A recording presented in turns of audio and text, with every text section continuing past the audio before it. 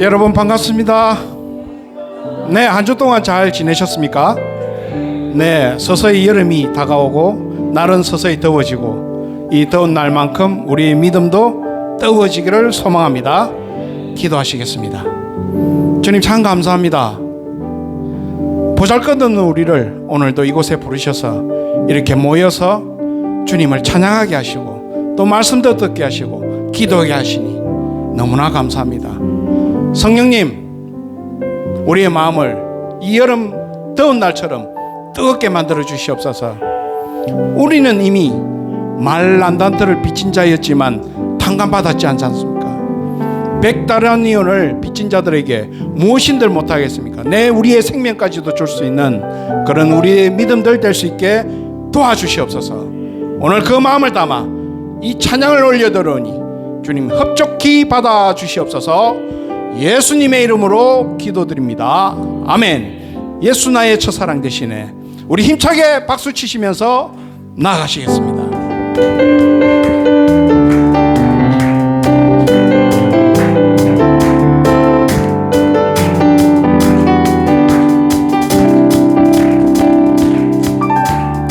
예수 나의 첫사랑 되시네.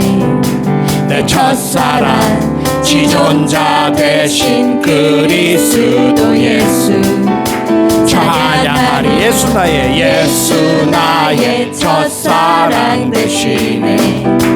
내 첫사랑 지존자 되신 그리스도 예수 찬양하리. 보좌 앞에 나의 삶이 향기로운 제사로 주께 드려지기 원하네. 오직 주만 바라보며 나의 삶을 드리네. 다른 길을 찾지 않으리. 나의 온전한 열정과 나의 찬양 되시네. 주의 길을 따라가리라. 예수 나의 첫사랑 되시네. 예수 나의 첫사랑 되시네. 내 첫사랑 지존자 되신 그리스도 예수 찬양하리. 예수 나의 첫사랑 되시네. 내 첫사랑 지존자 되신 그리스도 예수 찬양하리. 보좌 앞에 나의 삶 향기로운 제사로 주께 드려지. 다시 한번 보좌 앞에 나의 삶이 향기로운 제사로 주께 드려지기 원하네.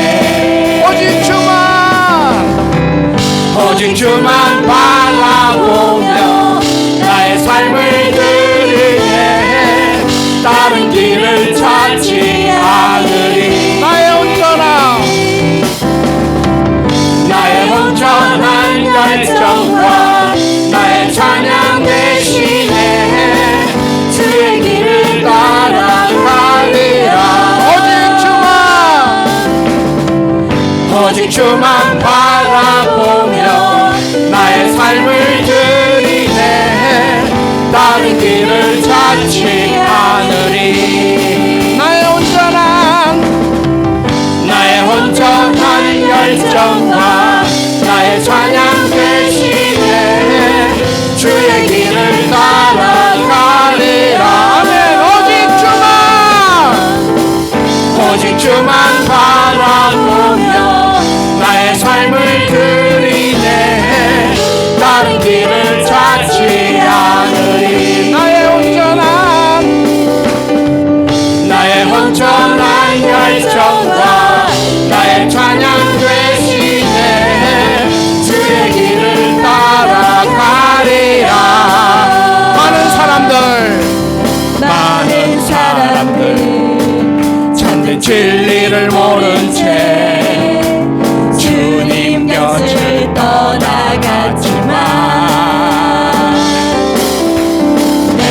만난 주님은 참 사랑이었고 진리였고 소망이었소.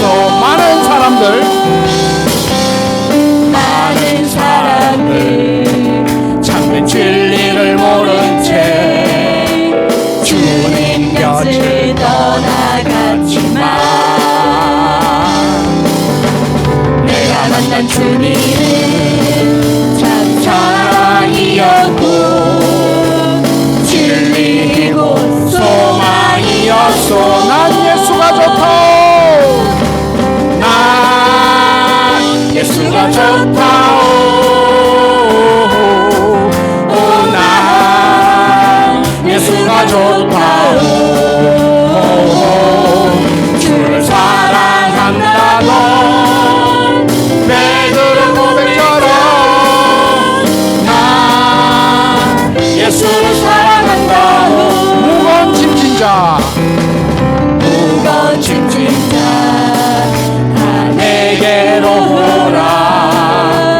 내가 너를 쉬게 하리라. 이길 아니 생명의 길 참 복된 길이야. 항상 내게 들려주소서. 무거운 짐진 자 무거운 짐진 자 내게로 오라. 내가 너를 쉬게 하리라. 그 길만이 생명의 길 참 복된 길이라. 항상 내게 들려주셨소. 난 예수가 좋다. 난 예수가 좋다오. 오, 난 예수가 좋다오. 주를 사랑한다 너 베드로 고백처럼 난 예수를 사랑한다. 형제 자매여 형제 자매여 참된 행복을 찾거든 예수님을 만나보세요. 그분으로 인하여 참 평안을 얻으면 나와 같이 고백할 거요. 형제 자매여 형제 자매여 참된 행복을 찾거든 예수님을 만나보세요. 그분으로 인하여 참 평안을 얻으면 나와 같이 고백할 거요. 난 예수가 좋다. 난 예수가 좋다오. 오, 난 예수가 좋다오. 주를 사랑한다고 베드로 고백처럼 난 예수를 사랑한다. 난 예수가 좋다. 난 예수가 좋다오. 오, 난 예수가 좋다오. 주를 사랑한다 넌 베드로 고백처럼 난 예수를 사랑한다. 난 예수가 좋다. 난 예수가 좋다오. 오, 난 예수가 좋다오.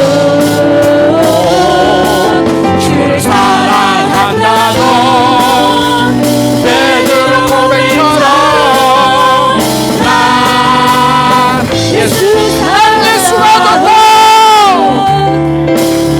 난 예수가 좋다오. 오, 난 예수가 좋다오. 주를 사랑한다 넌 베드로 고백처럼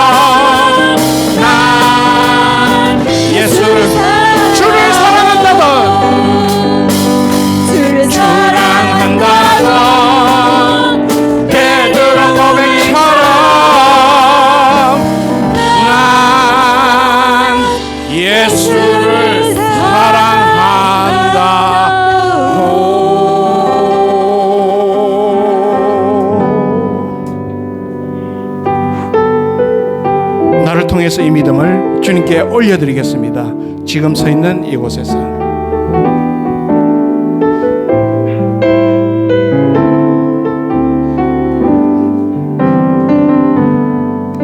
지금 서 있는 이곳에서 높임을 받으소서. 내가 밟는 땅 주님의 땅이니 하늘이 주의 이름 높이 올리며 넓은 바다가 주를 노래해.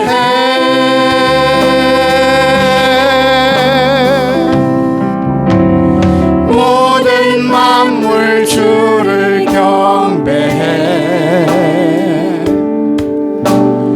모든 입술 주를 찬양해.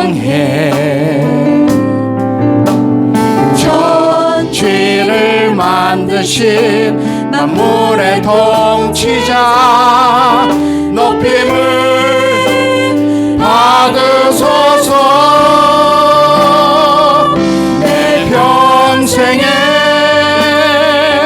주의 이름 높이며 어느 곳에 서든지 주님을 예배하리라. 내가 받는 모든 땅 아버지의 영광이 선포되어야 하리. 찬양하며 주님을 예배할 때 하늘 가득한 주의 영광 보리라. 나를 통하여 나의 입술을 인하여 주의 이름 높임을 받으소서. 내 평생에 주의 이름 높이며 하늘 가득한 주님을 예배하리라. 내가 받는 모든 땅 아버지의 영광이 선포되어야 하리. 찬양하며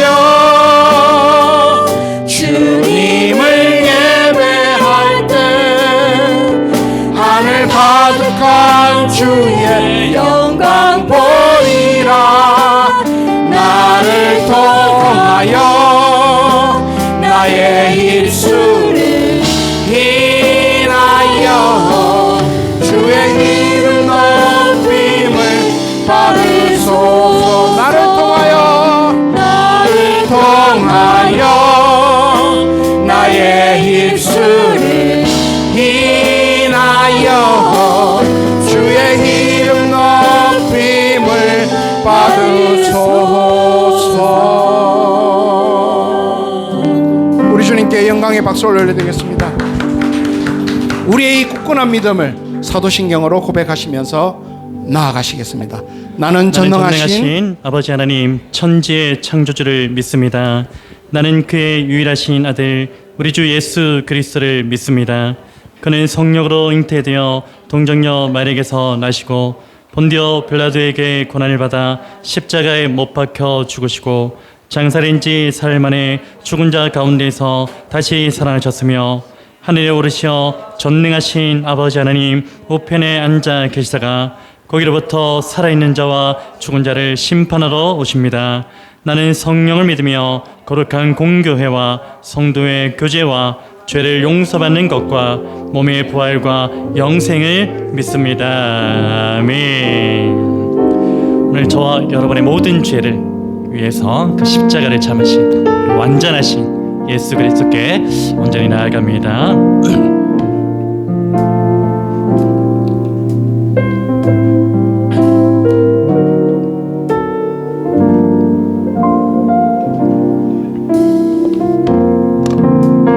십자가를 참으신 십자가를 참으신 어린 양 예수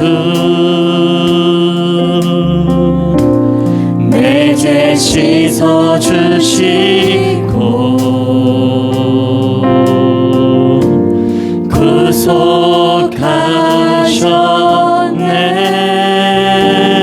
구속하셨네 어둠을 물리치신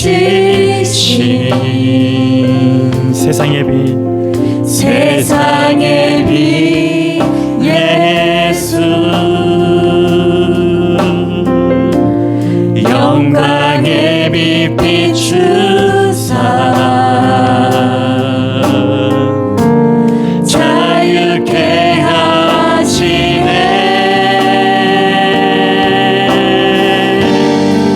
그 이름 예수 그리스도 예수 하나님의 완전한 사랑 예수 하나님의 값없는 은혜 예수 하나님의 놀라운 지혜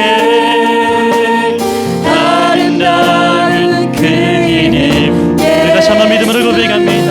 날 위해 십자가를 참으신 십자가를 참으신 어린 양 예수 어린 양 예수 내 죄 씻어주시고 내 죄 씻어주시고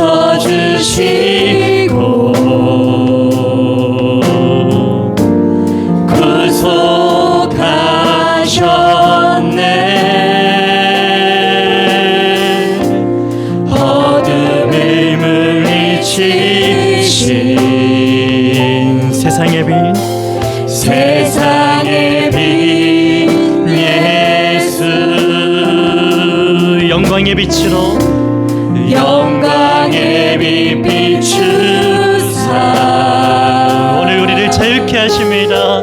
자유케 하시네 우리를 자유케 하신 예수 그리스도 이름을 선포합니다. 예수 예수 하나님의 완전한 사랑 예수 하나님의 값없는 은혜 예수 하나님의 놀라운 지혜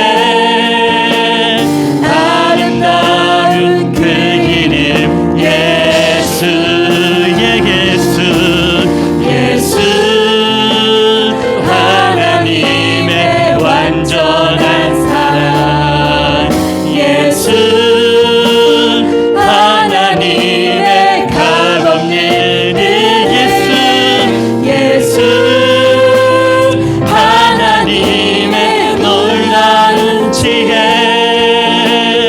아름다운 우리 다시 한번 믿음으로 선포합시다.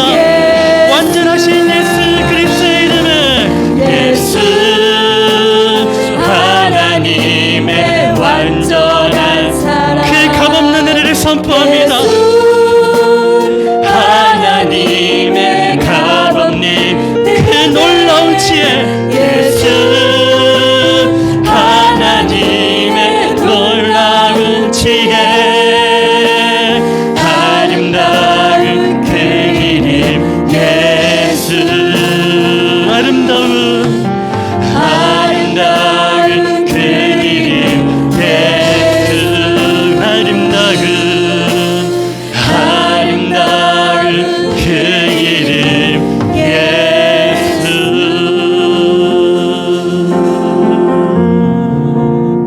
아멘.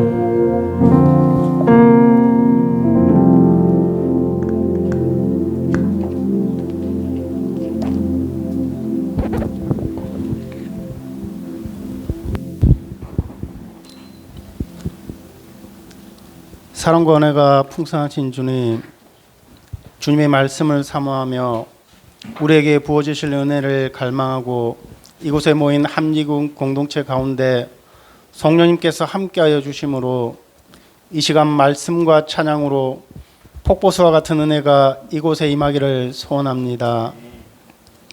오늘 주님께 올려드리는 예배가 우리 마지막 예배라는 마음가짐으로 온 마음과 정성으로 주님께 온전히 집중하는 시간이 되기를 원하오며 함재교회 공동체 모든 성도님들이 예배를 보는 것이 아니라 예배에 적극적으로 참여함으로써 성령님께서 우리에게 부어주실 은혜를 마음껏 누리며 돌아가는 시간이 되기를 간절히 소원합니다.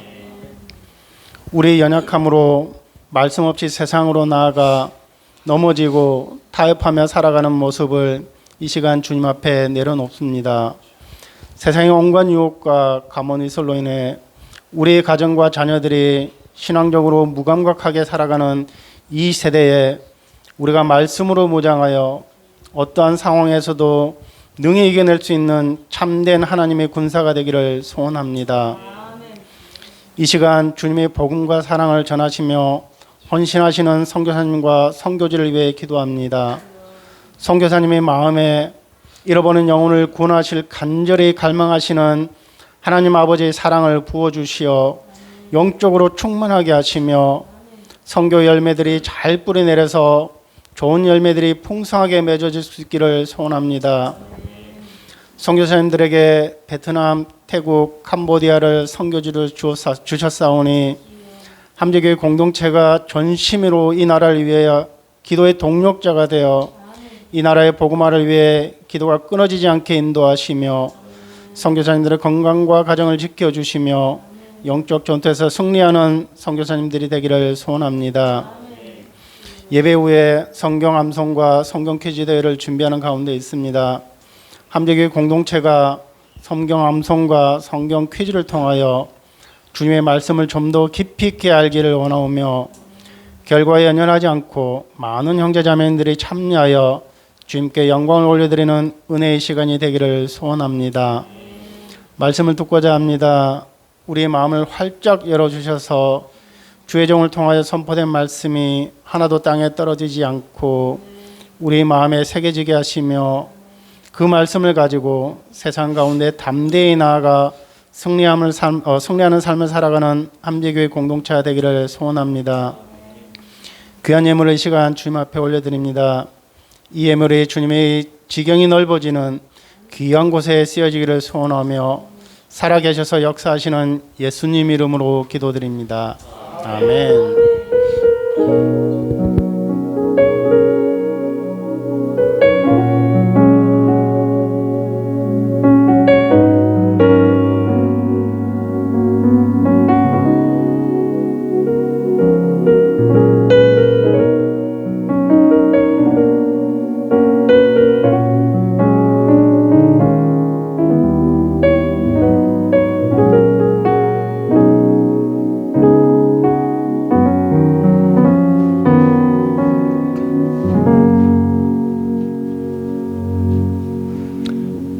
반갑습니다. 네, 우리 앞뒤적으로 한번 인사 나누실 때 이렇게 인사했으면 좋겠습니다. 주차할 데도 없는데 잘 오셨습니다. 인사하실까요? 주차할 데도 없는데 잘 오셨습니다. 여기 도착했다는 그 자체가 잘 오신 것 같아요. 지금도 실제로 주차할 곳이 없나요? 네, 제가 아까 9시 조금 넘어서 왔는데도 한 자리 딱 있는 거 제가 저 밖에 큰 길가에 한 자리 있는 거 제가 찾아서 대놨을 정도로 주차할 곳이 참 부족하더라고요. 오늘 특별한 행사가 있어서 주변에 그렇게 혼잡한 가운데서도 여러분 잘 오셨습니다. 우리 또 한 번 옆에 분들하고 한번 인사 나눕시다. 주님의 이름으로 축복하고 환영합니다. 인사합니다. 주님의 이름으로 축복하고 환영합니다.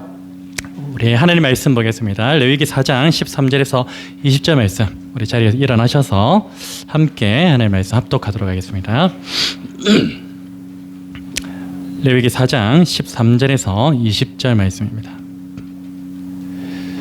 레위기 4장 13절에서 20절 말씀 함께 합독하도록 하겠습니다. 시작.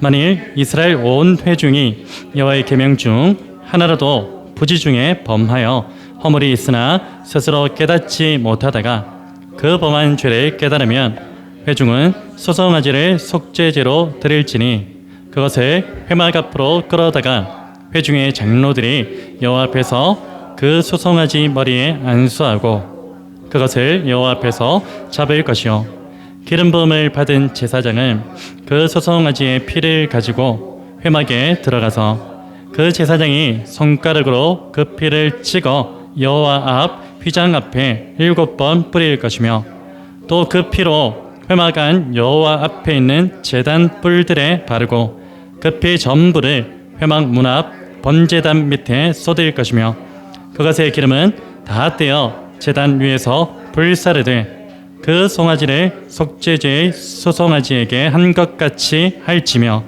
제사장이 그것으로 회중을 위하여 속죄한즉 그들이 사함을 받으리라. 아멘.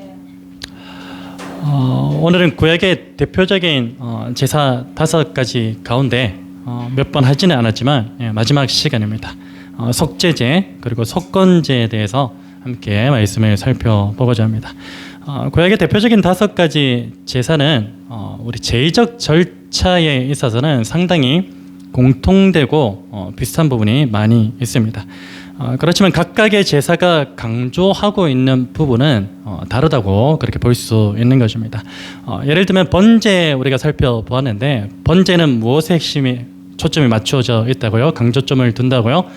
전부라는 것에 그렇게 초점을 두고 있고 전적 헌신이라는 그런 의미를 강조하고 있죠. 그리고 소제는 어떠한 것에 강조점을 두고 있냐면 우리의 삶을 하나님께 드릴 때 사실 우리의 연약함을 하나님께 그대로 드리면은 절대 하나님은 기뻐받지 않으시죠. 있는 모습 그대로를 드리는 것이 아니라 고운 가루가 될 때까지 성령의 기름 부으심을 통하여서 나의 못난 자아와 그리고 내 안에 여전히 자리 잡고 있는 온갖 죄성들이 완전히 깨어지고 부서지고 무너지고 씻겨진 그 상태로 하나님께 드림이 되어야 한다. 그것을 소제에서 강조하고 있었습니다. 이어서 화목제는 무엇을 강조합니까? 바로 화목제는 하나님과의 관계를 말하는 수직적 제사에서는 무엇을 드려야 됩니까? 가장 좋은 것, 가장 가치 있는 것으로 하나님께 드려야 하고 그리고 하나님께만 드림이 되는 것이 아니라 또 수평적 제사도 이 화목제 안에 담겨져 있었죠. 바로 수평적 제사, 이웃과의 그 관계를 말하는 그 수평적 제사에서는 우리가 어떻게 해야 됩니까? 내가 하나님께로부터 은혜를 거저 받았기 때문에 아무런 대가 없이 그 받은 은혜를 이웃에게로 흘려 보내야 한다. 그것을 화목제에서 강조하고 있는 것을 볼 수가 있었습니다. 특히 번제와 소제와 화목제는요 하나님께 억지로 드리는 것이 아니죠. 모든 제사가 억지로 드리는 것은 아니지만 이 번제, 소제, 화목제는 특별히 자발적인 헌신이 있어야 되는 것 그리고 자발적인 그런 자원 그 의미로서 하나님 앞에 드리는 것이기 때문에 하나님께서 그 예배를 어떻게 받으신다라고 이렇게 표현하고 있습니까? 향기로운 냄새로 받으시는 제사가 번제, 소제, 화목제입니다. 이 5가지 제사 중에서 이 3가지 제사에만 하나님께서 향기로운 냄새로 받으신다고 말씀하세요. 나머지 속죄제와 속건제는 그 말씀을 하지 않으세요. 그만큼 하나님께서는 우리의 예배를 어떠한 예배를 기뻐 받으시냐면 자원하는 예배, 헌신하는 그 예배를 정말로 기뻐 받으신다는 거. 아무리 이 자리에 오셨다라고 해도 우리가 억지스러운 마음이 있거나 뭐 누군가에 의해서 끌려왔다거나 그러면 절대 하나님 받지 않으십니다. 그 예배는 확실합니다. 그래서 우리가 자원하고 헌신하는 그 마음으로 당연히 우리가 하나님께 받은 은혜가 있기 때문에 내가 당연히 하나님 앞에 예배자로서 드릴 것이 있다면 드리고 내 삶을 또 이렇게 드리는 것 그것을 그 예배를 하나님께서는 정말로 기뻐 받으신다는 것입니다. 반면에 오늘 살펴볼 속죄제와 속건제는요 이 번제와 소제, 화목제와는 달리 하나님께 반드시 드려야 하는 의무 제사의 성격이 강하게 담겨져 있습니다. 번제, 소제, 화목제는 자원제잖아요. 헌신의 마음으로. 근데 이제 이 속죄제와 속건제는 안 드리면 안 되는 거예요. 무조건 드려야 되는 거예요. 그런 성격이 강하게 묻어 있습니다. 물론 이 번제와 소제, 화목제 역시도 하나님을 향한 의무 제사의 그 성격이 전혀 없는 것은 아닙니다. 전혀 없다고 볼 수는 없습니다. 그러나 이 번제와 소제, 화목제는요, 하나님께로부터 받은 은혜에 대해서 반드시 드려야 하는 그런 제사의 성격을 지니고 있다면, 이 속죄제와 속건제는 하나님의 은혜에 대해서 드리는 제사가 아니고 죄에 대해서 반드시 드려야 하는 그런 제사라는 점에서 큰 차이가 있는 것입니다. 그래서 모든 제사가 우리가 의무적인 그런 의무적 제사인 성격을 다 담고 있어요. 근데 의무적 성격은 담고 있지만 번제, 소제, 화목제는 하나님 은혜에 대한 의무입니다. 그러나 속죄제와 속건제는 죄에 대해서 반드시 드려야 하는 그런 의무적인 성격이 담겨져 있다는, 그게 큰 차이입니다. 이제 본격적으로 이 속죄제와 속건제에 대해서 한번 살펴보기를 원하는데요. 앞서 번제, 소제, 화목제는 각각의 제사 가운데 강조되고 있는 그런 부분이 있다라고 분명히 말씀을 드렸습니다. 속죄제와 속건제도 마찬가지입니다. 속죄제와 속건제에도 강조되고 있는 부분이 분명히 있습니다. 특별히 속죄제와 속건제에 강조되는 부분은 각각 따로 있는 것이 아니고 공통된 부분이에요. 공통적으로 강조되는 그런 부분이 있는데 무엇이냐면은 오늘 말씀의 제목이기도 합니다. 공통된 부분이 무엇입니까? 부지중예라는 것입니다. 이 부지라는 말은 한자어로는 어떤 의미가 있냐면 이 알지 못함이라는 그런 뜻을 풀이하고 있어요. 알지 못함. 그러니까 영어 성경에는 이 부지라는 말을 무엇으로 풀이하고 있냐면 본의 아니게라는 그런 뜻으로 풀이를 하고 있습니다. 또 우리 원어를 또 살펴봐야 되잖아요. 원어적인 의미는 무엇이냐면 의도하지 않다 혹은 실수로, 그러한 뜻을 가지고 있습니다.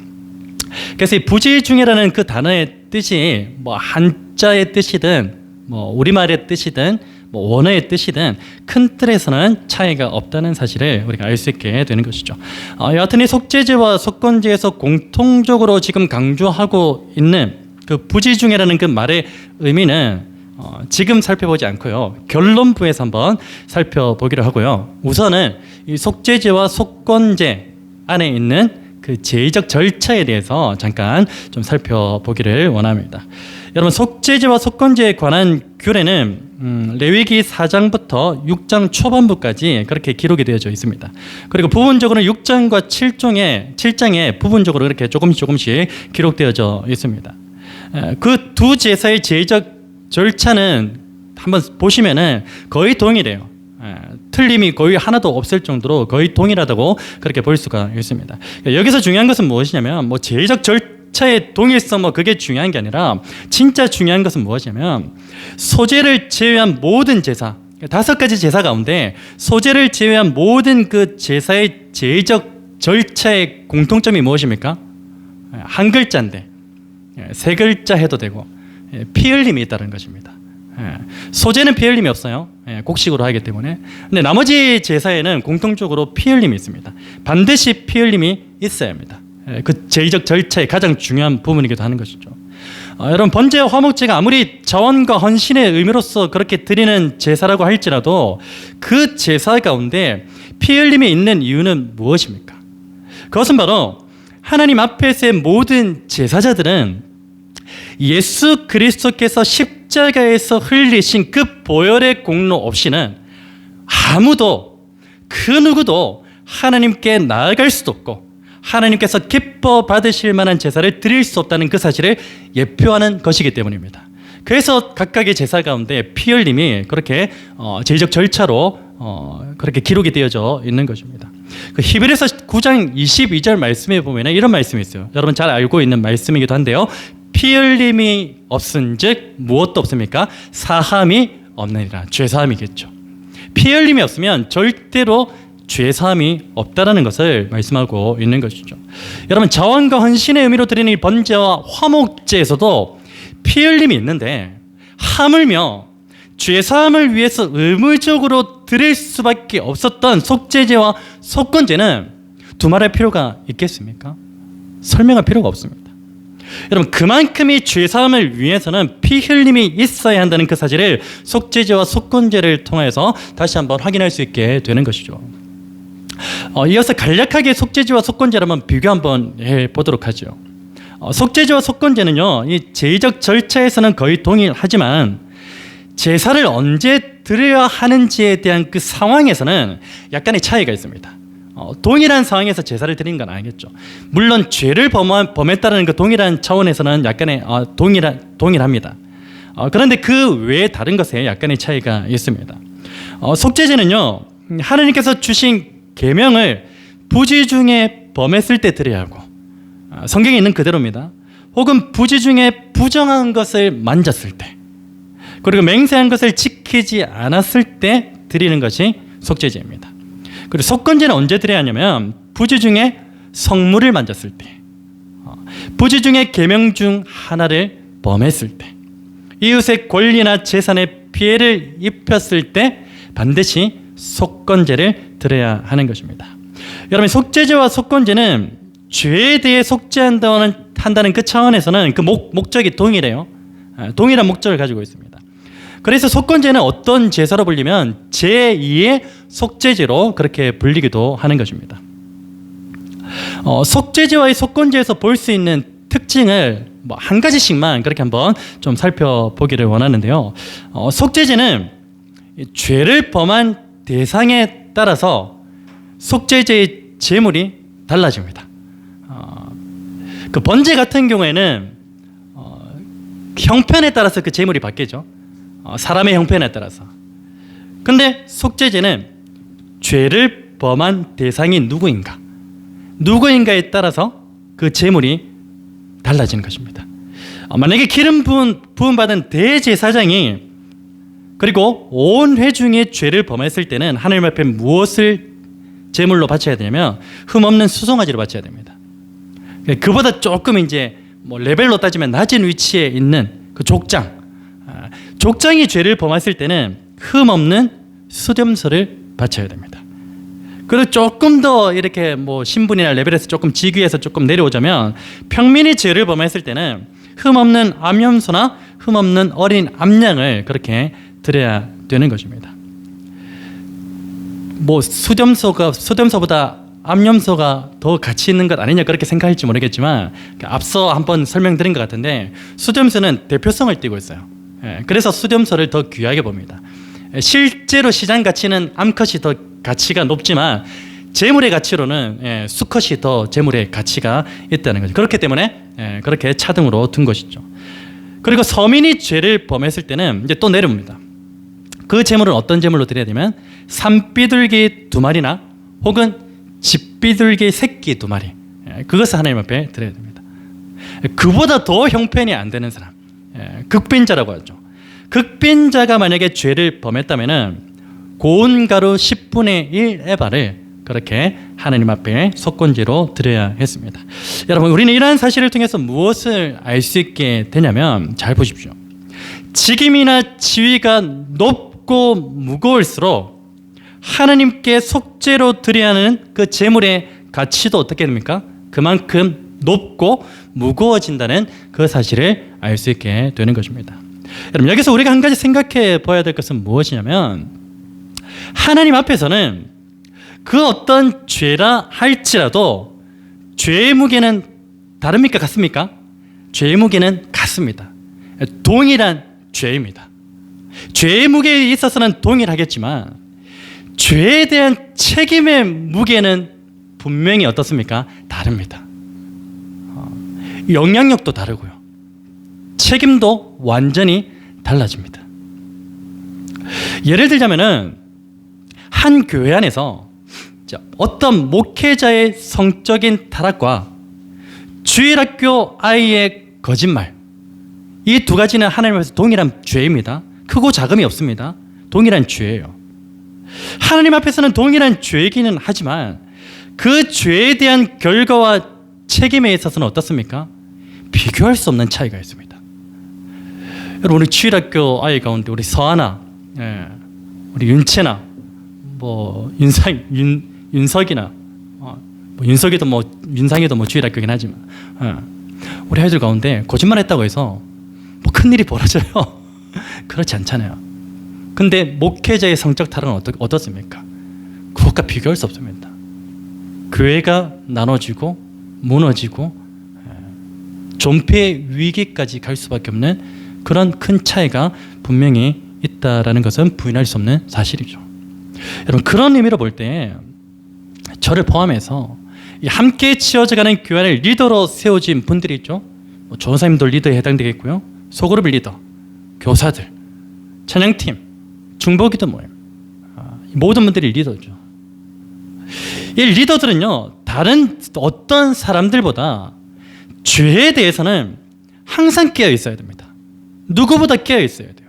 그리고 그 누구보다 민감하게 반응해야 할 필요가 있다는 사실을 우리는 잊어서는 안 되는 것입니다.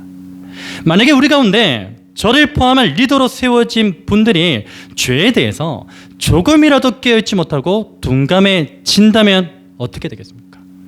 그 죄에 대한 결과와 책임은 고스란히 그의 몫으로 돌아가게 되고 말 것입니다.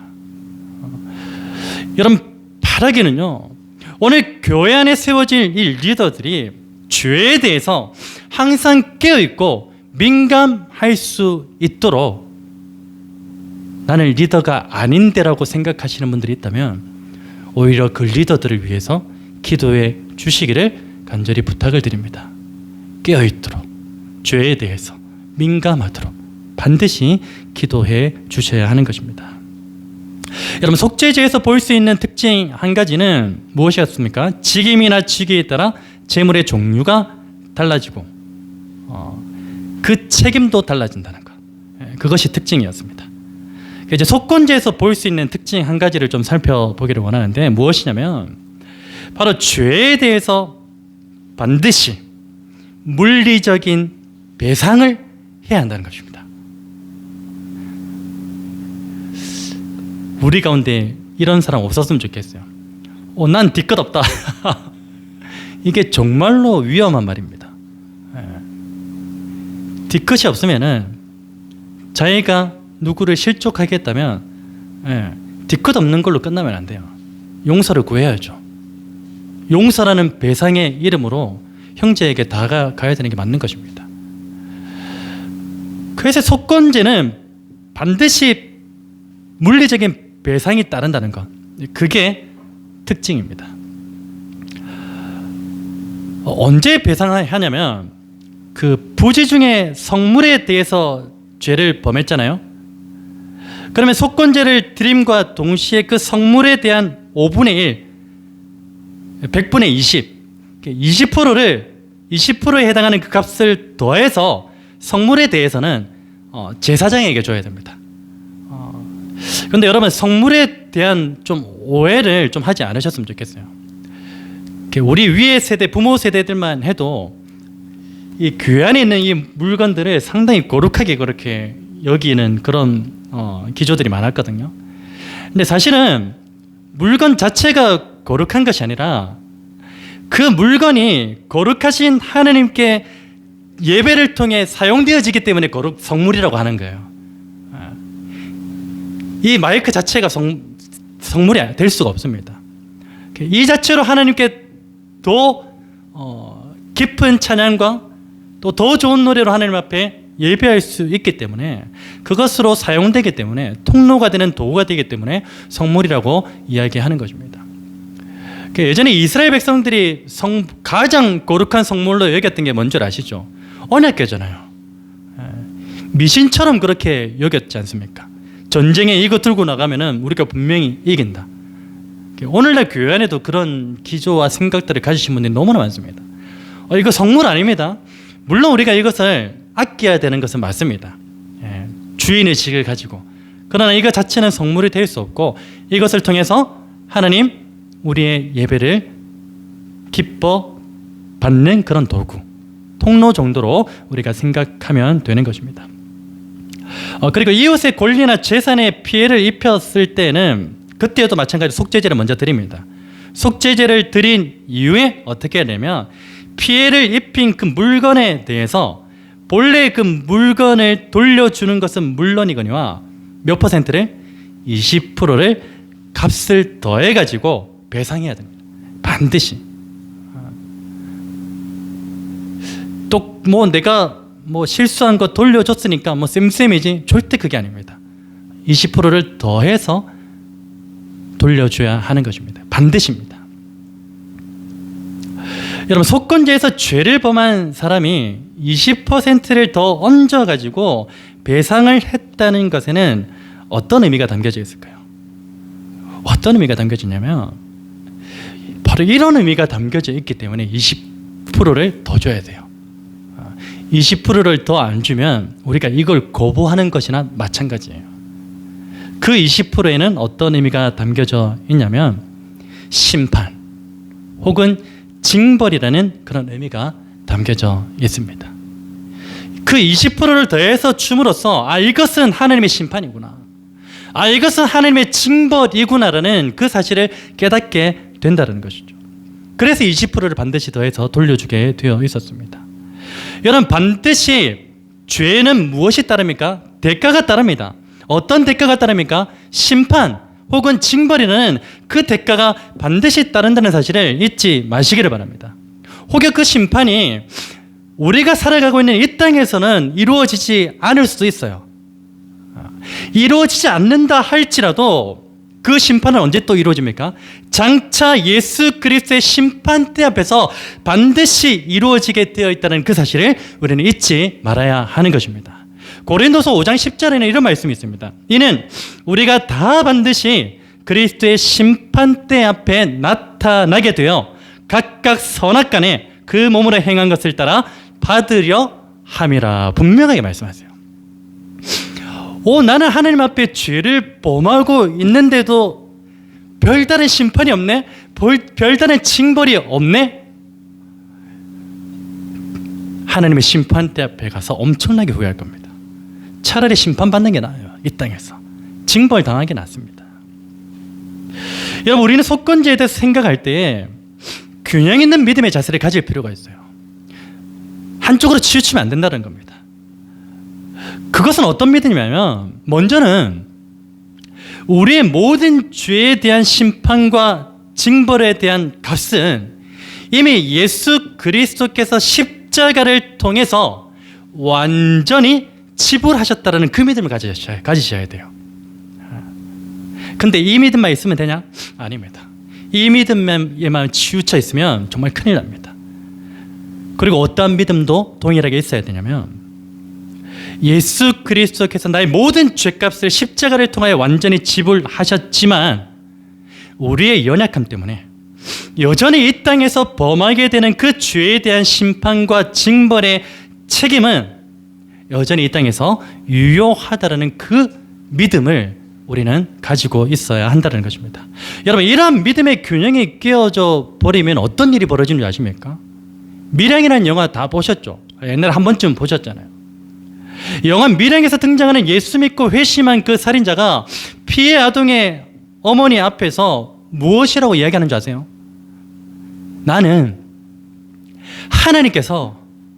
하나님께 이미 용서를 다 받았기 때문에 나는 너무나 평안합니다. 자신이 죽인 피해 아동의 그 어머니 앞에서 그렇게 이야기를 하고 있습니다. 이런 어처구니 없는 일이 벌어집니다. 믿음에 대한 균형이 없으면. 여러분, 속건제에서 배상 제도가 등장하는 것은 바로 이런 이유 때문입니다. 먼저 속건 제사를 통해서 하나님께 용서를 받았다면 어떻게 해야 됩니까? 반드시 배상 제도를 통해서 이웃에게 입힌 심적 피해라든지 물적 피해에 대해서도 배상을 해야 됩니다. 그게 용서의 이름이든 용납이 어떤 이름이든지 모르겠지만 반드시 배상을 해야 하는 것입니다. 그게 속건제를 드리는 균형 있는 믿음의 자세인 것입니다. 여러분, 이제 속죄제와 속건제에서 공통으로 강조되고 있는 그 부분에 대해서 살펴보기를 원하는데, 공통으로 강조되고 있는 부분이 무엇이라고 했죠? 부지중예입니다. 부지중예라는 이 말에 대해서 한번 살펴보기를 원하는데, 앞서 살펴보았듯이 부지중예라는 말은요, 알지 못함, 본의 아니게, 의도치 않게, 실수로 등의 그런 의미로 사용되어지고 있습니다. 여러분, 우리가 이 땅에서 하나님의 자녀로 살아갈 때에 부지중의 말과 생각과 행동으로 범하는 그 죄가 얼마나 많은지 모릅니다. 저만 그런가요? 정말 많습니다. 저 역시도 이 부지중에 말과 생각과 행동에 있어서 하나님의 말씀에 반하는 그 죄를 얼마나 많이 범했는지 모릅니다. 하루하루를 돌이켜보면. 여러분, 만약에 요즘 같은 AI 그 시대 가운데서 하루 동안에 나의 말과 생각과 행동이 모두 기록으로 남겨진다면, 여러분, 저는요 최소한 100회 이상은 하나님의 말씀에 반하는 죄가 다 기록이 되어져 있을 것이라고 저는 분명히 생각합니다. 여러분도 거기에서는 자유할 수가 없겠죠. 여러분, 속죄죄와 속건죄에 기록된 내용을 자세히 살펴보시면요, 이 부지중해라는 말은 어떻게 해석되냐면 이렇게 해석할 수 있습니다.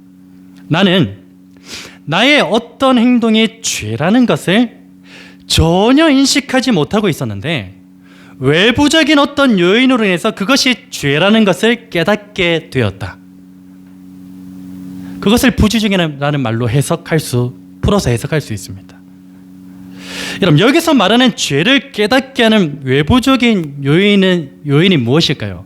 크게 두 가지가 있습니다. 하나는 무엇이냐면 어떤 사람이나 사건이나 상황을 통해서 내가 그것이 죄였다라는 것을 깨닫게 되는 것이고요. 다른 하나는 무엇이냐면 하나님의 말씀을 통해서 이것이 죄였구나 라는 그 사실을 깨닫게 되는 것입니다. 여러분, 실제로 성경에 보면요, 하나님께서 이 사람이나 사건이나 상황을 통해서 혹은 당신의 그 말씀을 통해서 당신의 뜻을 계시하고 계신 일들이 무수히 기록되어져 있습니다. 예를 들어볼까요?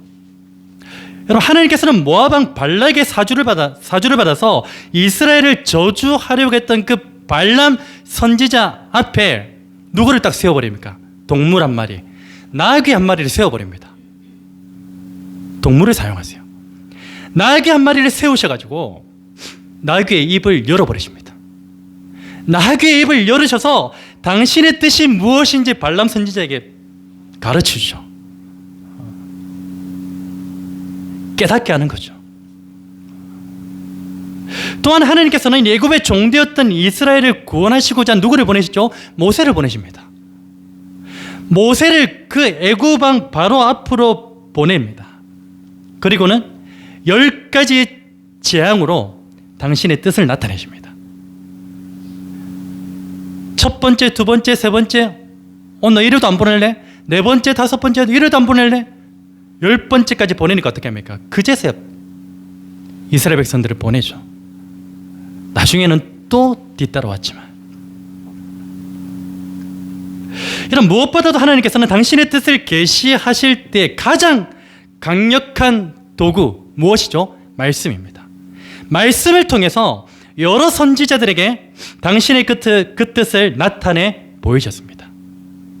이러한 방법들로 하나님은 당신의 뜻을 나타내시고 죄를 깨닫게 하시는 것입니다.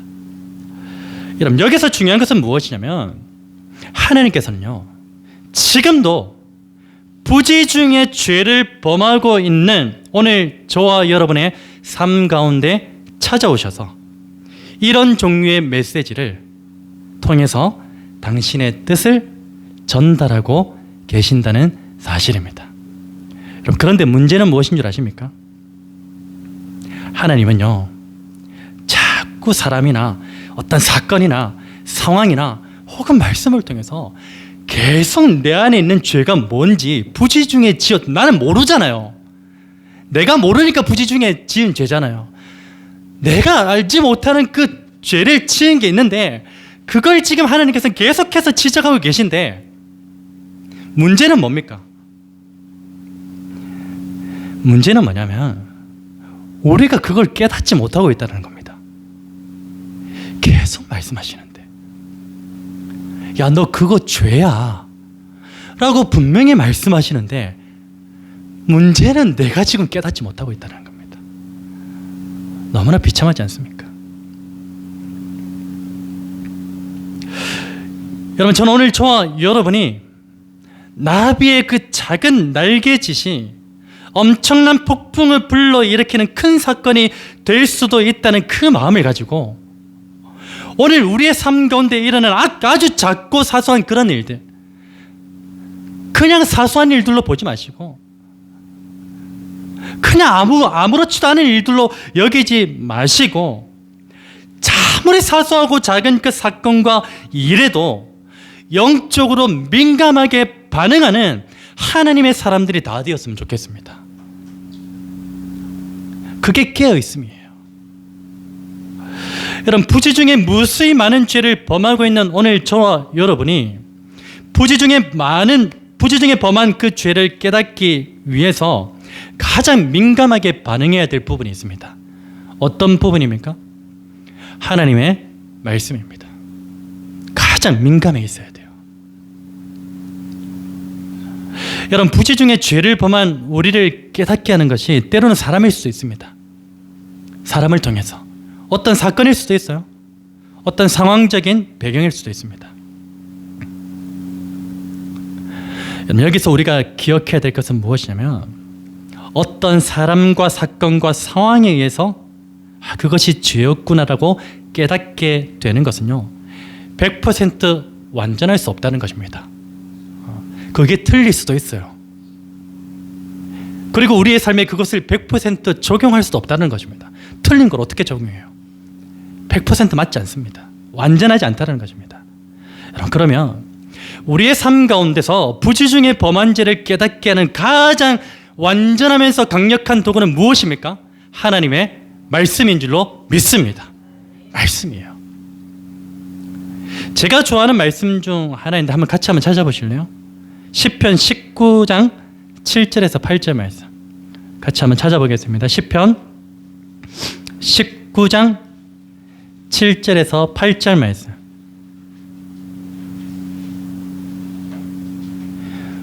우리의 삶에 지은 부지 중에 죄, 그것을 깨닫게 하는 가장 강력한 것은 완전한 하나님의 말씀입니다.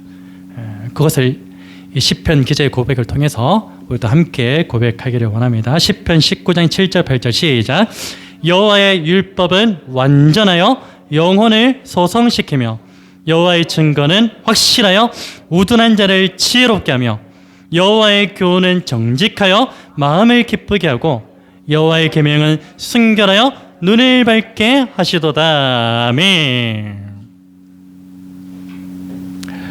여러분, 하나님의 항상 있고 살아있는 그 말씀은요, 부지 중에 무수히 많은 죄를 범하고 있는 우리를 깨닫게 하고 돌이키게 하는 가장 강력한 도구임을 믿으시기를 주님의 이름으로 축원합니다.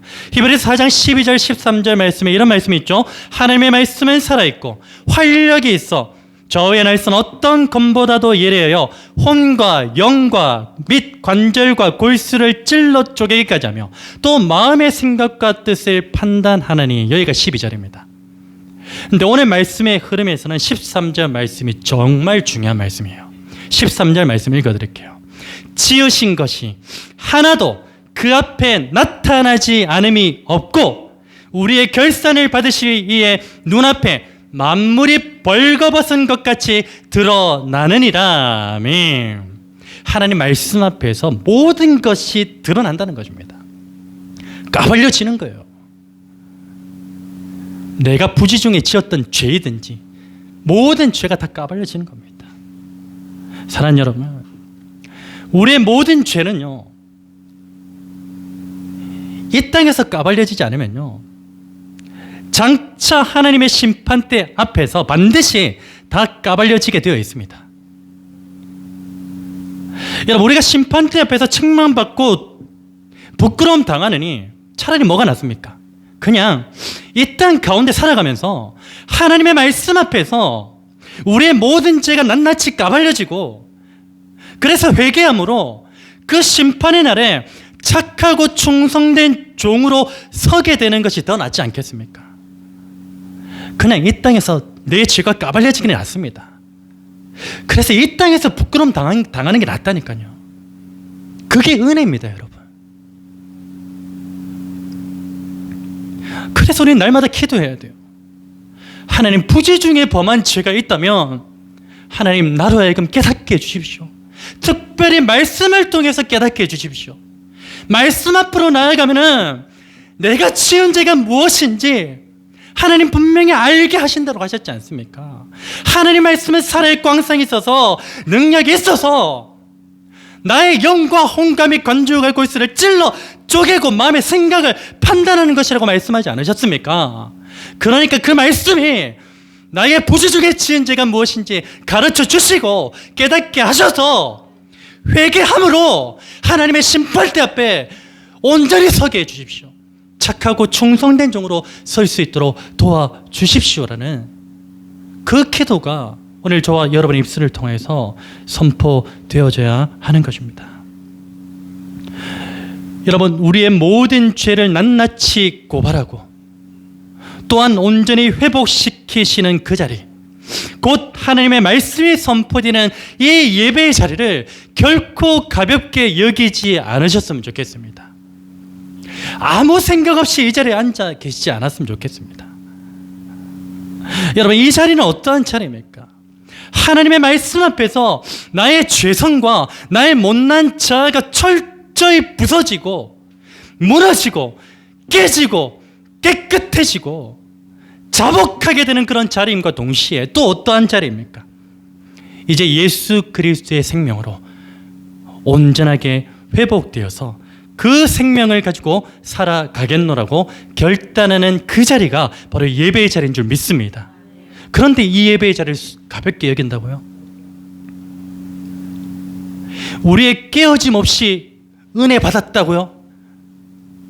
여러분, 은혜의 출발은 나의 죄가 드러나는 것에부터 출발입니다. 시작됩니다. 간절히 바랍니다. 소재를 통해서 우리가 살펴보았듯이 성령의 기름 부으심이 우리 가운데 충만하게 나타나서 나의 죄성이 씻겨지고 나의 못난 자아가 깨지고 부서지고 무너져서 하나님 앞에 통해 자복함으로 주님, 내가 죄인으로서이다. 그때 오늘 저와 여러분이 예수 그리스도의 그 온전한 생명으로 온전하게 회복되어질 줄로 믿습니다. 여러분, 이 말씀을 듣고도 오늘 저와 여러분의 마음 가운데 혹시 요동침이 없습니까? 찔림이 없습니까? 감화가 없습니까? 여러분, 그렇다면 정말 죄송한 말씀이지만 저를 포함한 그 사람은요, 여전히 하나님의 자녀로 부르심을 받지 않았을 확률이 상당히 높습니다. 이 말씀을 듣고도 감흥이 없고 심령에 요동함이 없다면 정말 여러분 자신 한번 돌아봐야 돼요. 진짜 하나님의 자녀로 부르심을 받지 않았을 그 확률이 상당히 높습니다. 제가 100%라고 말 못해요. 제가 하나님이 아니기 때문에. 확률이 높다는 겁니다. 여러분, 왜 그런 줄 아십니까? 진짜 하나님의 자녀로 부르심을 받은 사람들은요, 어떤 사람들인지 아세요? 요한일서 1장 1절의 말씀과 같이 하나님의 뜻이 무엇인지를 들을 수 있는 귀가 있습니다. 볼 수 있는 눈이 있고요. 자세히 그 뜻이 무엇인지 느낄 수 있는 손이 있어서 하나님의 말씀 앞에서 분명하게 확실하게 반응하게 되어 있기 때문입니다. 하나님의 자녀는 그렇습니다. 그런데 반면에 하나님의 자녀가 아니라 이 세상을 버타며 온갖 우상, 곧 돈과 물질과 지혜와 힘에 완전히 사로잡혀 가고 살아가는 그 사람들은요, 시편 115편 4절에서 7절 말씀처럼 입이 있어도 말하지 못하고, 눈이 있어도 보지 못하고, 귀가 있어도 듣지 못하고, 코가 있어도 냄새 맡지 못하고, 손이 있어도 만지지 못하고, 발이 있어도 걷지 못하고, 목구멍이 있어도 작은 소리조차 내지 못하는 그런 존재들이기 때문에 하나님의 뜻을 절대 분별할 수가 없습니다. 그 뜻에 반응조차 못합니다. 왜요? 들을 귀가 없으니까요. 하나님의 뜻을 자세히 살펴볼 만한, 그 느낄 만한 손이 없으니까요. 하나님의 말씀이 송이꿀보다 더 달달하는 그 맛을 느낄 만한 입이 없으니까요.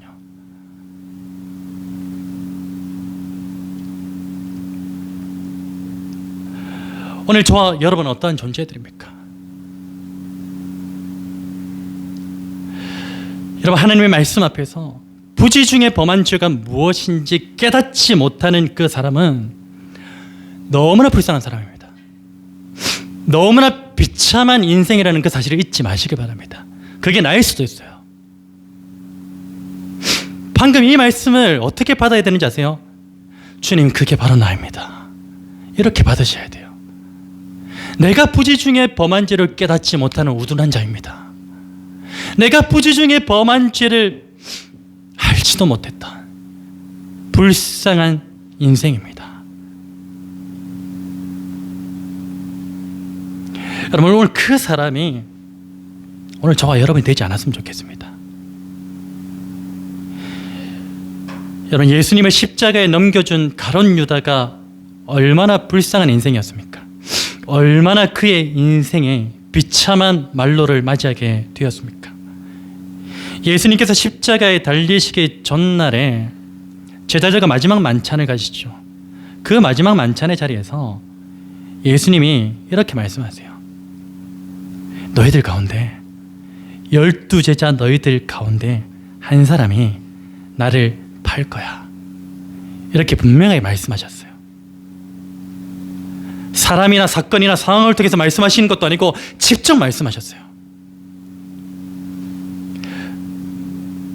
여러분, 그때 가룟 유다를 포함한 모든 제자들은 제각각 무엇이라고 말했는 줄 아십니까? 나는 아니지요. 이렇게 말했습니다. 여러분, 실제적으로는 12제자 모두가 예수님을 판 자들이에요. 부인했기 때문에. 나는 아니지요라고 했습니다. 모든 제자들이. 이에 예수님께서는 가룟 유다에게 뭐라고 말씀하셨냐면 또 말씀하세요. 네가 말하였도다. 가룟 유다가 예수님, 난 아니지요. 다른 제자들과 똑같이 말했어요. 난 아니지요. 그때 우리 예수님 뭐라고 말씀하셨냐면 네가 말하였도다. 두 번이나 말씀하셨잖아요. 너희 중에 한 사람이. 가룟 유다 직접 네가 말하였도다. 여러분, 예수님께로부터 네가 말하였도다라는 그 말씀을 들은 가룟 유다는요, 그 말씀을 깨닫지 못했습니다. 들을 귀가 없었거든요. 분별할 수 있는 눈이 없었거든요. 끝내 어떻게 됐습니까? 끝내 회개하지 못한 채 비참한 죽음을 맞이하게 되었던 것입니다. 그럼 혹시 우리가 하나님께서 계속 말씀하고 계심에도 불구하고 여전히 깨닫지 못한 채 이 가룟 유다의 그 길을 걸어가고 있는 것은 아닌지 우리의 삶을 면밀하게 돌아볼 필요가 있을 것입니다. 여러분, 간절히 바라기는요, 오늘 저와 여러분 모두가 날마다 하나님의 말씀 앞으로 나아가셔서 부지 중에 지은 모든 죄가 이 땅 가운데서 모두 까발려짐으로 회개하여 예수 그리스도의 생명을 얻은 자로서 그 길을 온전히 걸어가다가 하나님의 심판대 앞에 착하고 충성된 그러한 종으로 서게 되는 은혜가 있기를 우리 주 예수 그리스도의 이름으로 축원합니다. 여러분, 우리의 연약함을 이 찬양으로 주님 앞에 온전히 고백하기를 원합니다. 주님, 여전히 우리는 연약합니다. 영적으로 너무나 힘겨운 상태에 있고요. 얼마나 많이 넘어지는지요. 부지 중에 지은 죄가 이거야 라고 말씀하고 계시는데도 사람이나 사건이나 상황을 통해서 아니면 하나님의 말씀을 통해서 계속 말씀하고 계시는데도 깨닫지 못하는 그런 연약한 자가 바로 오늘 저와 여러분 아닙니까? 그때 우리는 어떻게 하면 됩니까? 한없는 하나님의 은혜를 구해야죠. 주님, 은혜 주시옵소서. 그냥 차라리 이 땅에서 부끄러움 당하고 말겠습니다. 이 땅에서 나의 감추어진 죄들이 다 까발려지고 부지 중에 지었던 모든 죄들이 다 까발려져서 그냥 이 땅에서 그냥 부끄러움 당하고 하나님 앞에서는 담대하게 설 때 그래 네가 수고했지, 착하고 충성되게 수고했다, 그 말을 듣는 저와 여러분이 되어야 되지 않겠습니까? 그래서 우리는 완전하신 그 하나님, 완전하신 예수 그리스도, 그분께 내 삶을 완전히 드려야 됩니다. 우리 그런 마음을 가지고서 우리 찬양께 고백했으면 좋겠습니다. 주님, 연약합니다. 넘어집니다. 실수합니다. 부족합니다. 나를 예수 그리스도의 완전함으로 덮어주옵소서. 믿음으로 고백합니다. 주여, 우린 연약합니다. 우린 오늘을 힘겨워합니다. 주 뜻 이루며 살기에 부족합니다. 우린 연약합니다. 주여, 우린 넘어집니다. 주여, 우린 넘어집니다. 또 실수합니다. 오늘 하루 또 실수합니다. 주의 긍휼을 구해야 합니다. 긍휼을 구하니 죄인입니다. 주만 바라봅니다. 주만 바라봅니다. 한없는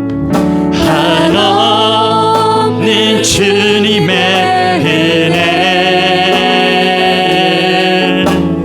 온 세상 위에 넘칩니다.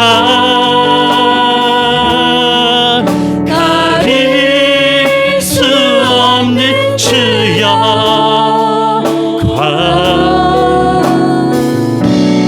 온 땅 위에 충만합니다.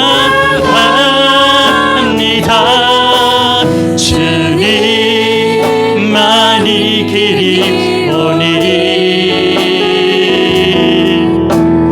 흐린 길 따라갑니다. 그날에 우리 이르시 주는 완전합니다. 한 번 더 고백합니다. 주여, 우린 연약합니다. 주여, 우린 연약합니다. 오늘을 힘겨워합니다. 우린 오늘을 힘겨워합니다. 우리 자신을 주님 앞에 드리기를 원합니다. 주 뜻 이루며 살기에 부족합니다.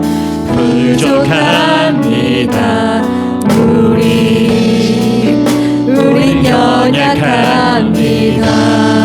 주여, 우린 넘어집니다. 주여, 우린 넘어집니다. 오늘 하루 또 실수합니다.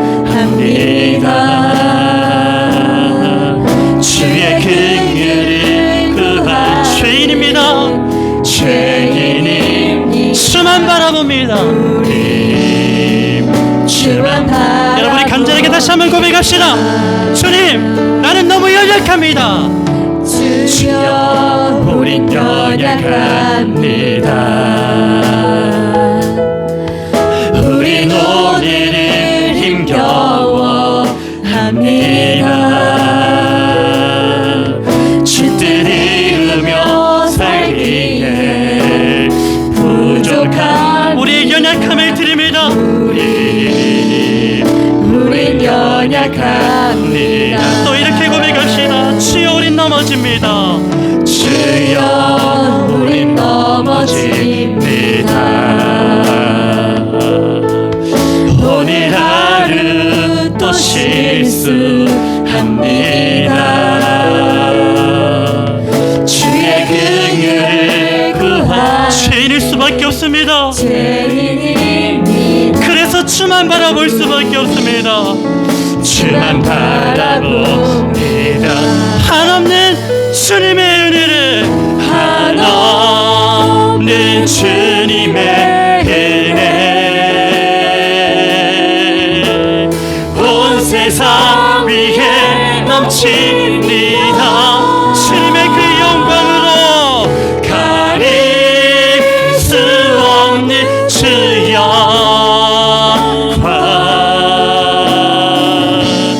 온 땅 위에 충만한 주님만이 길이오니 그 길 따라갑니다. 우린 길 따라갑니다. 그날에 우리 이름 주는 완전합니다. 주님 완전한 하나님 이곳에 한없는 은혜를, 한없는 주님의 은혜 온 세상 위에 넘칩니다. 가릴 수 없는 가릴 수 없는 주여 온 땅 위에 충만한 이 주님만이 길이오니 십자가의 길을 할지라도 우린 길 따라갑니다. 그날에 우리 이루신 주님 완전 우리 마지막으로 선포합니다. 한없는 주님의 은혜를, 한없는 주님의 은혜 우리의 마음 가운데, 온 세상 가운데 온 세상 위에 넘칩니다. 그 영광으로 가릴 수 없는 주여 그 빛으로 비추어 주옵소서. 온 땅 위에 충만합니다. 주님만이 길이 그 길이 좁은 길이라 할지라도 우린 길 따라갑니다. 이것이 우리의 소망입니다. 그날에 우리 이루신 주님 완전한 이것이 우리의 소망입니다. 그날에 우리를 이루신 그날에 우리 이루신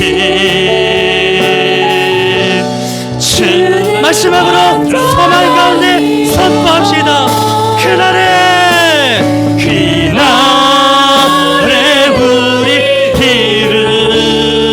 이루신 주님 완전합니다.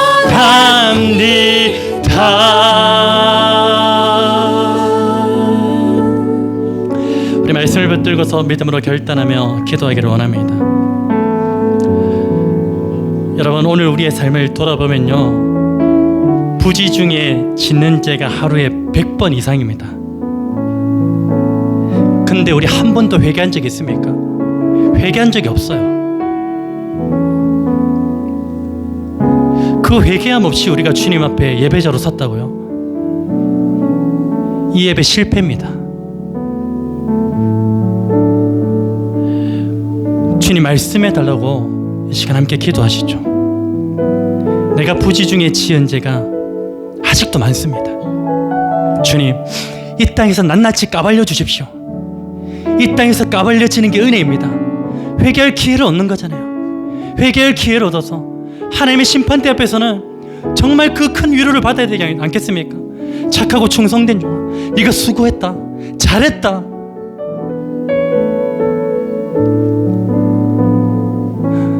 너는 완전한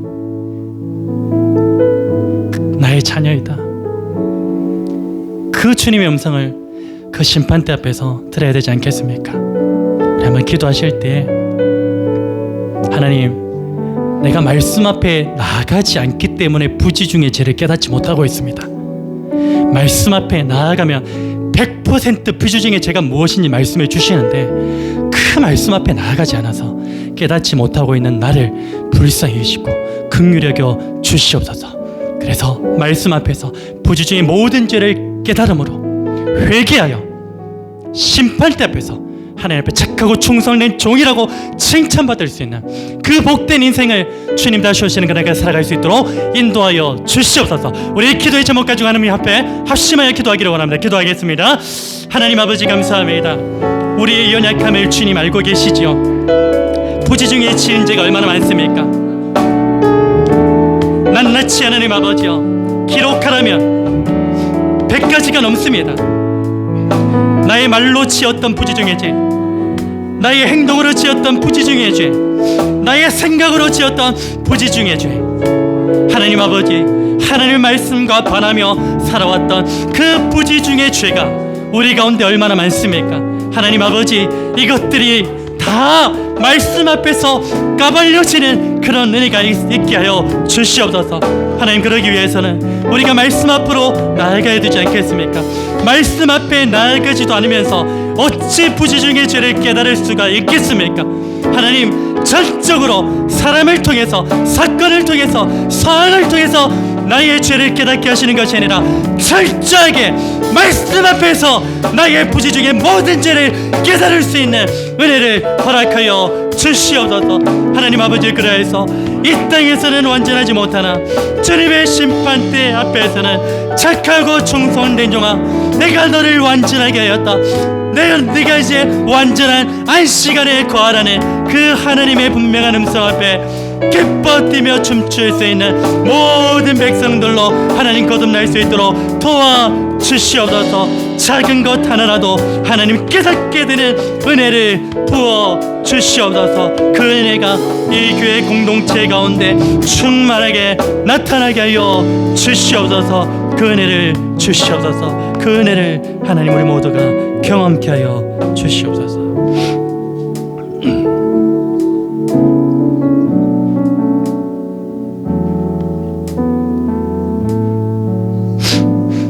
주님, 스스로 하나님의 자녀라고 그리스도인이라고 치부하며 살아왔던 우리의 죄악을 주님 용서하여 주시기를 간절히 원합니다. 나는 하나님의 자녀인 줄 알았지만, 그리스도인 줄 알았지만 나의 삶의 면밀함을 관찰해 보면 나는 하나님의 자녀가 아니었고 그리스도인이 아니었으며 오히려 온갖 우상들을 따르는 그 삶을 살아가고 있는 자였음을 주님 앞에 고백할 수밖에 없습니다. 하나님, 우리 한 사람 한 사람 부지중에 지은 모든 죄라 할지라도 이 땅에서 깨닫게 되는 그런 은혜를 부어주시기를 간절히 원합니다. 한 사람도 빠짐없이 말씀 앞으로 나아가게 하여 주시옵소서. 사람을 통해서, 사건을 통해서, 어떤 상황을 통해서 그 죄가 깨달아지는 것도 중요하지만 가장 완전하고 강력한 깨달음이 있는 하나님의 말씀 앞으로 나아갈 때에 나의 모든 죄악이 까발려지고 또한 회개할 기회를 얻음으로써 예수 그리스도의 십자가의 길을 따르며 생명의 길을 온전히 걸어갈 수 있게 되는 줄로 믿습니다. 하나님, 우리에게 이 믿음 강하게 주시어서 우리 모두가 하나님의 심판대 앞에서 책망받는 자들이 아니라 잘하였도다 착하고 충성된 종아, 너는 그 땅에서 불완전하였지만 내가 이제 너를 완전하게 하였노라. 너를 완전한 안식 가운데 누리게 하겠노라는 그 하나님의 복된 음성을 다 들을 수 있도록 우리 한 사람 한 사람 축복하여 주시옵소서. 그 일들 가운데 한 명도 낙오되지 아니하도록 주님 붙잡아 주시고 우리 모두가 합력하여서 주님 다시 오실 그날을 기대하고 소망하는 복된 인생을 살아갈 수 있도록 축복하여 주옵소서. 감사를 드리며 이 모든 말씀 살아계신 역사하시는 예수 그리스도의 이름으로 기도드립니다. 아멘. 우리 한 손은 자신을 향하여 축복하시고요, 한 손은 회중을 향하여 하나님의 언약적 축복을 선포하도록 하겠습니다. 여호와는 너에게 복을 주시고 너를 지키시기를 원하며 여호와는 그의 얼굴을 너에게 비추사 은혜 베푸시기를 원하며 여호와는 그 얼굴을 너에게로 향하여 뜨사 평강 주시기를 원하노라. 아멘. 우리 주 예수 그리스도의 은혜와 하나님의 사랑과 성령의 교통하심이 예수 그리스도를 나의 구주로 고백하며 이 땅 가운데서 부지중에 지었던 죄가 있는지도 모른 채 주님의 심판대 앞에 책망받아야 마땅할 존재들을 오늘 말씀을 통하여 이 땅 가운데서 지은 모든 부지중의 죄들이 말씀 앞에서 완전히 까발려지고 회개할 기회를 얻어서 하나님의 심판대 앞에서는 책망이 아니라 착하고 충성된 종으로서 칭찬받는 모든 권속들이 되기를 소망하고 결단하는 주의 사랑하는 모든 백성들 가운데 지금부터 영원토록 함께 있을지어다. 아멘.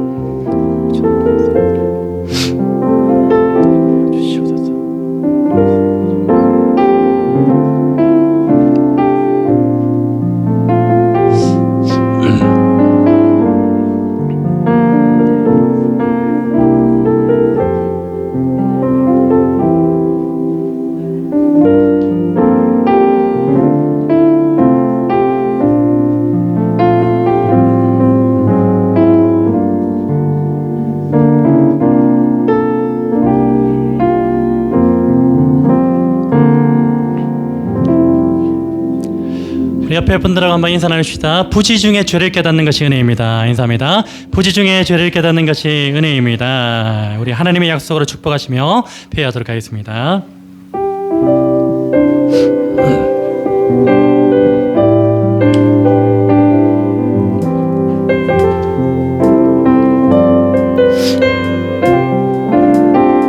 여호와는 너에게 복을 주시기를 원하며 너를 지키시기를 원하시며 여호와는 그 얼굴을 너를 향하여 들이사 은혜와 평강 주시길 원하노라. 여호와는 나에게 복을 주시기를 원하며 나를 지키시기를 원하시며 여호와는 나를 향하여 들이사 은혜와 평강 주시길 원하노라. 나를 보배롭고 존귀하게 여기시는 하나님이 나의 삶 속에서 이 약속을 신실하게 이루시리. 땅에 기름진 것으로 하늘에 신령한 것으로 너를 복주시고 지키신 하나님이 나의 영혼 잘 되도록 은혜 베푸시며 평강으로 인도하시리. 우리 서로를 축복합니다. 너를 보배롭고 존귀하게 여기시는 하나님이 너의 삶 속에서 이 신실하게 이루시니 아멘. 땅에 기름진 것으로 하늘에 신령한 것으로 너를 복주시고 지키신 하나님이 너의 영혼 잘 되도록 은혜 베푸시며 평강으로 인도하시리